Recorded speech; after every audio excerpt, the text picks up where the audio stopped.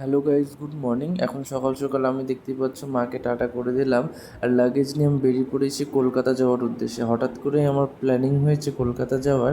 তো যাই হোক, টোটো ধরে নিয়েছি, চলে আসলাম মালদা টাউন স্টেশনে।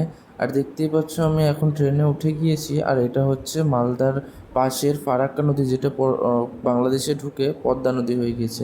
আর এখন আমি চলে এসেছি হাওড়া স্টেশনে। হাওড়া স্টেশন থেকে আমি বাস ধরে চলে আসলাম শিয়ালদা স্টেশনে। শিয়ালদা থেকে তারপর লোকাল ট্রেন ধরে আমি চলে আসলাম ব্যারাকপুর স্টেশনে। আর দেখো ব্যারাকপুর স্টেশনটা কি সুন্দর। তারপর সেখান থেকে টোটো ধরে আমি আমার ডেস্টিনেশনে আসছিলামই কি, আর দেখো কি মুষলধারে বৃষ্টি শুরু হয়ে গেছে। যাই হোক, আমি আমার ডেস্টিনেশনে পৌঁছে গিয়েছি। তারপরে সে স্নান করে খাওয়া দাওয়া করে ঘুমিয়ে পড়েছিলাম। আর দেখতেই পাচ্ছ আমি ঘুম থেকে উঠে খুব টায়ার্ড হয়ে গিয়েছি। তারপর সন্ধ্যাবেলা একটু খাওয়া দাওয়া করে নিলাম হালকা করে। তারপর অনেকটা রাত হয়ে গেছে, আর তাই আমি ঘুমাতে চললাম। আর তোমরা সাবস্ক্রাইব